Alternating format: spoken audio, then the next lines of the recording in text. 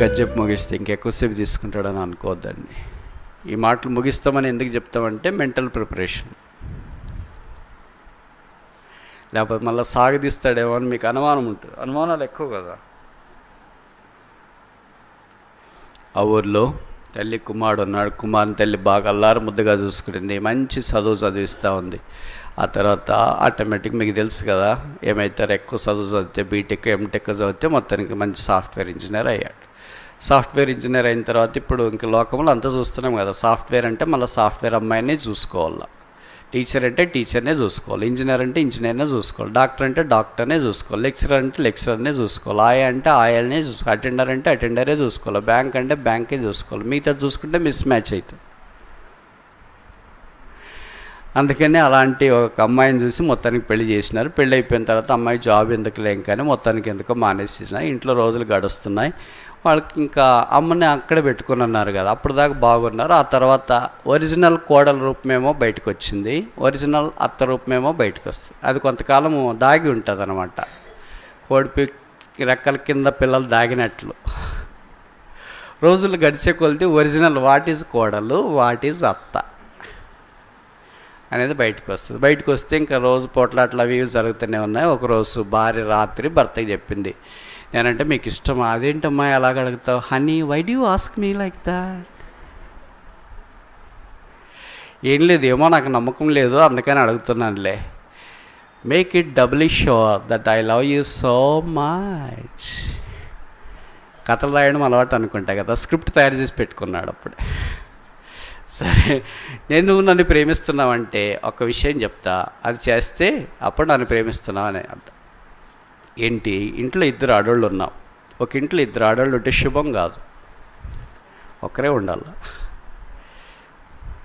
కనుక నేనన్నా ఉండాలా, మీ అమ్మన్నా ఉండాలా.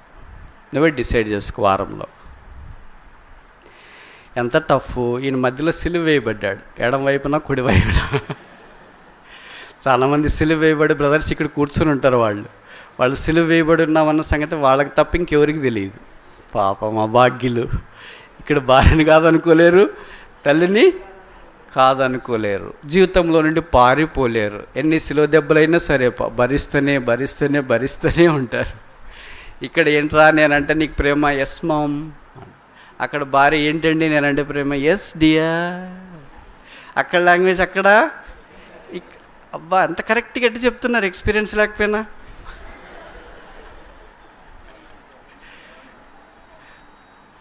సరే, వారం టైం అయిపోయింది. దగ్గరికి వచ్చిన తర్వాత వారంలో ఈ బ్రదర్ ఇంక ధైర్యం చేసి ఎట్లయినా సంసారం కట్టుకోవాలంటే ఏం చేయాలి, ఇంకా తల్లే కదా. కనుక వాళ్ళిద్దరు భార్య భర్తలు ఒకే దగ్గర ఉండాలనుకున్నారు. వాక్యంలో కూడా అలాగుంది అని అంటారు కదా. ఆది కాలంలో పురుషుడు తన తల్లిదండ్రులను విడిచి భార్యను హత్తుకొన్నాను. ఇంకా ఆ తర్వాత మిగతాది మీకు తెలుసు అనుకో. సరే, ఇప్పుడు వాళ్ళ దగ్గరికి పోయి చెప్పినమ్మా, ప్లీజ్ మా ఒక చిన్న విషయం చెప్తా, ఏమనుకో, తప్పుగా అర్థం చేసుకోదు. అదేంటి 9 ఏళ్ళు మోసి కన్నాను నేను ఎట్లా తప్పుగా అర్థం చేసుకుంటా అని. ఏం లేదమ్మా, ఇలాగ అంటుంది కోడలు, అందుకనే నీకు వేరే ఆప్షన్ చూసినానమ్మా.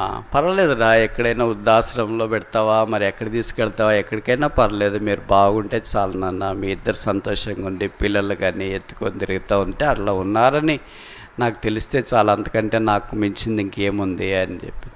సరేమ్మా అనుకున్నారు. బయటికి వెళ్ళాడు. మీకు తెలుసు కదా, బిగ్ షాపర్ ఏదో షాపర్ అంటాడు, సంచి, కట్టెల సంచి ఉంటుంది. తెలుసా? తెలీదా? మీరు షాపులకి ఇప్పుడు క్రిస్మస్ సీజన్లో వెళ్ళింటారు కదా, అంత అమాయకంగా చెప్పొద్దండి. బట్టలన్నీ కొనిన తర్వాత కట్టెల బ్యాగ్ ఒకటి ఇస్తారు తీసుకెళ్ళటానికి. ఏదో షాపర్ ఏదో దానికి పెద్ద పేరు పెట్టింటారు, మేము కట్టెల బ్యాగ్ అంటాం దాన్ని. ఆ కట్టెల బ్యాగులో అమ్మగారి పాత బట్టలు, దిండు, తవాళ్ళు ఇలాంటివన్నీ అమ్మకు పెట్టేసినాడు. ఇంక రేపు పెడదాం అన్నాడు. ఉదయం రెడీ చేసుకున్నాడు. అమ్మని తీసుకొని ఇంట్లో నుండి నిష్క్రమిస్తుంటే కళ్ళు చెమ్మగిల్లాయి, హృదయం అంతా భారమైంది. కానీ తప్పని పరిస్థితి. ఎక్కడికి వెళ్ళాలి? ఆ దినాల్లో వృద్ధాశ్రయాలు లేవు.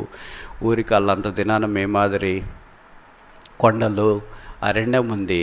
3 రోజులు నడిచారు. లోపల అరణ్యంలోకి వెళ్ళిన తర్వాత అక్కడ ఒక చెట్టు ఉంది. చెట్టు కింద కొంత మంచి స్థలం ఉంది. కానీ విచిత్రం ఏంటంటే ఆ అరణ్యం అంతా కీకారణ్యము, అపాయకరమైన అరణ్యం. క్రూర మృగాలు, జంతువులు, పాములు, తేళ్ళు, ఎప్పుడు ఏ క్షణంలో ఏమైనా జరగవచ్చు అలాంటి అరణ్యం. అక్కడ చెట్టు కింద కూర్చోబెట్టాడు. ఇంతకంటే నేనేం నీకు ఏం సహాయం చేయలేను కనుక ఇక్కడే వదిలేస్తున్నాను, నేను వెళ్తానమ్మా అని కొడుకు కళ్ళల్లో కళ్ళు పెట్టి తల్లి చూసింది. ఆ తర్వాత భారమైన హృదయంతో ఇద్దరు వీడుకోలు తీసుకున్నారు. కుమారుడు వెళ్ళిపోయాడు. కథ కట్ చేస్తాం. కుమారుడు వెళ్ళిపోయాడు. నన్ను ఇట్టా బయటకు పంపించినారనే బాధ కంటే తల్లికి వేరే బాధ ఎక్కువైంది. ఏంటి ఆ బాధ నేను తర్వాత చెప్తా. ఆ బాధను బట్టి కంటికి నిద్ర లేదు, కడుపుకి ఆహారం లేదు, శరీరానికి సరైన విశ్రాంతి లేకుండా అలాగే కూర్చొని చెట్టు కింద పడి అటు ఇటు కాలం చేస్తుంది. 3-4 రోజుల తర్వాత కథకి ఈ వైపు వస్తే మా కుమారుడు ఇంటికి వచ్చాడు. భార్యను చూస్తున్నాడు కానీ ముఖంలోకి ఇచ్చినా కూడా చుక్కంత రక్తం లేదు. అంత దుఃఖం, బాధ. భార్యతో ఉన్నాననే సంబరము కంటే తల్లిని దూరం పెట్టాననే బాధ ఎక్కువైపోయింది. అలాగ రోజులు గడుస్తున్నాయి. కానీ 9 నెలలు మోసి కన్నది కదా, పేగులు తరక్కుపోయినాయి. అందుకని ఇలాగ అనుకున్నాడు, ఎట్లుందో మా అమ్మ చూసేసి వస్తా మా భార్యకి తెలియకుండా అని. ఒక దినాన్ని ఉదయాన్నే లేచినాడు. డ్రెస్ మారువేషంతో వేసుకున్నాడు. ఎక్కడ అమ్మని చెట్టు కింద వదిలాడో వెళ్ళి అక్కడ చూడటానికి ఆరంభించినాడు. అక్కడే కూర్చొనింది. కానీ తల్లి కుమారుని గుర్తుపట్టలేదు, కుమారుడేమో తల్లిని గుర్తుపట్టాడు. అలాగే కూర్చునింది. కొద్దిసేపు కింద పడిపోతుంది. 3 రోజులు కదా, ఆహారం లేదు, నిద్ర లేదు కంటికి. ఇలా బాధతో ఉన్న తల్లి దగ్గరికి వెళ్ళి, ఏమ్మా నువ్వెవరు అని తెలియనట్లు అడిగాడు. అయ్యా నేను పలానా ఊరామను, ఇక్కడికి వచ్చినాను. సరే మరి నేను ఊరికి వెళుతున్నాను, ఏమని చెప్పాలా అక్కడ అంటే, అప్పుడు తల్లి కడుపులో నుండి, హృదయంలో నుండి ఒకటే ఒక మాట బయటకు వచ్చింది. నా కుమారుడు నన్ను ఇక్కడ వదిలేసి వెళ్ళిపోయాడు. ఈ అడవిలో క్రూర జంతువులు, పాములు ఉంటాయంట. వాడు వెళ్ళేటప్పుడు ఏమన్నా కరిచినా ఏమో, వాడు క్షేమంగా వెళ్ళాడా, ఏమైనా కరిచి ఎక్కడైనా చనిపోయాడా, అదొక్కటి నాకు చెప్పయ్యా. కుమారుడు అలాగే కూలిపోయాడు. అమ్మ కాళ్ళ మీద పడ్డాడు. మమ్మా నన్ను క్షమించు, ఇక్కడికి తీసుకుని వచ్చి వదిలినా కూడా తల్లి మమకారం చావలేదా? ఇంకా కుమారుని అంత ప్రేమిస్తున్నావా? వాడికి ఏమైనా అయిందేమో, వాడికి ఏమైనా ఖర్చునాయేమో. యాక్చువల్గా నువ్వేమనాలా, వాడిని ఏదైనా కరిచి చంపును గాక, నువ్వు శాపాలు పెట్టాలా, వానికి ఏమైనా జరగను గాక, వాడి ఇంటికి వెళ్ళకుండాను గాక, వాని శవం ఇక్కడే అరణ్యంలో ఉండును గాక అని అలా. కానీ నువ్వు మాతృమూర్తి, నీ ప్రేమకు నేనేమి చెల్లించగలను? అలా పాదాల మీద పడ్డాడు. అమ్మా నన్ను క్షమించు అని అరుస్తున్నాడు. తల్లి కింద వాలిపోయింది, ప్రాణం విడిచింది. ఆ శవాన్ని ఎత్తుకున్నాడు. ఇంటికి రావాలా, అక్కడే పాత పెట్టాడు. నిశ్చేష్టుడైపోయాడు.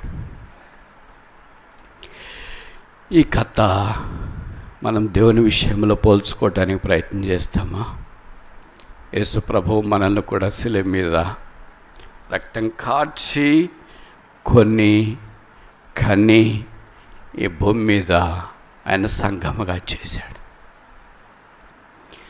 మన దగ్గరికి లోకం అనే స్త్రీ వచ్చింది. సియోన్లోనికి, కుటుంబాల్లోనికి, వ్యక్తిగత జీవితాల్లోనికి. ఆ స్త్రీ చెప్పింది, లోకమైన నేను కావాలా, యేసు ప్రభువు కావాలా? ఇద్దరు నువ్వు సేవించలేవు, తీర్మానం చేసుకోను. విచిత్రం ఏంటంటే, ఏ తల్లి మోసి కన్నదో, ఏ తల్లి రక్తం పంచుకొని వచ్చినామో ఆ తల్లి అవసరం లేదన్నట్లుగా యేసు ప్రభువుని తిరిగి తీసుకుని వెళ్ళి దూరం వదిలేసి వచ్చిన. ఆ తల్లి అయితే చెట్టు కింద ఉంది, ఈ రక్షకుడైతే చెట్టు మీదకి వెళ్ళాడు. ఆ తల్లి అయితే కింద పడుకొని ఉంది, ఈ రక్షకుడైతే సెలవులో వేలాడదీయబడ్డాడు చెట్టు మీద. ఆ తల్లి అయితే కన్నీరు కార్చింది, ఈ రక్షకుడైతే తన రక్తాన్ని కార్చినాడు. ఆ తల్లి అయితే తన కుమారునికి ఏమవుతుందో ఆయన కుక్క కుమారుని గురించి ఆలోచించింది. ఈ రక్షకుడైతే తండ్రి వీరు ఏమి చేయించున్నారో వీరెరగరు కనుక వీరిని క్షమించు. ఆ తల్లి అయితే కుమారుని యొక్క దుస్థితిని చూచి బహుశా కూలబడిపోయింది. ఈ రక్షకుడైతే తన రక్తం ద్వారా కన్నవారిని గురించి ఆశీర్వదించుట కొరకాయ చనిపోయి సమాధి చేయబడి పరలోక స్థలంలో ఆసీనుడిగా ఉన్నాడు ఈ రక్షకుడు. ఇప్పుడు ఆ ప్రభు దగ్గరికి వచ్చి మనము అడిగితే ప్రభు అనే మాట ఏంటంటే, నన్ను విడిచి వెళ్ళారు కదా, మీకు అపాయం ఏమైనా జరిగిందా? ఏమైనా క్రూర జంతువులు చంపేశాయా? ఏమైనా పాము తీళ్ళు కుట్టాయా? జీవితంలో నుండి నన్ను బయటికి పంపించినారు, కుటుంబంలో నుండి నన్ను బయటికి పంపించినారు, సంఘములో నుండి నన్ను బయటికి పంపించినారు, నన్ను ఏకాకినిగా చేసినారు. నేను ఇక్కడ ఏకాకిగా ఉన్నా, కానీ నా మనసంతా మీ మీదే. నా శరీరం సిలువలో, నా మనస్సు మీలో. నా గాయాలు నా శరీరములో, నా రక్తం మీలో. నా బాధ నాలో, నా ప్రేమ మీలో. మీ శాపము నాలో, నా ఆశీర్వాదం మీలో.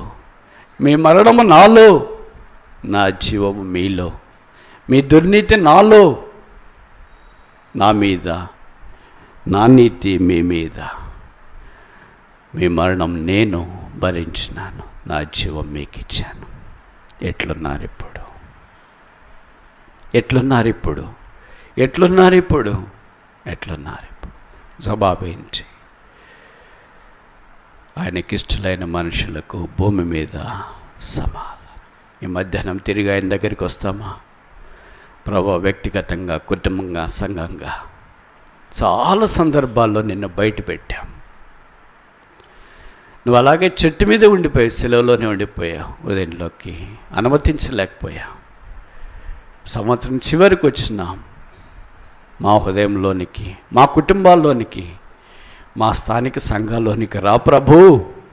మీరే రాజు, మీరే ఆసీనుడు. యూదుల రాజుగా పుట్టినవాడెక్కడా? Where is he that is born king of juice?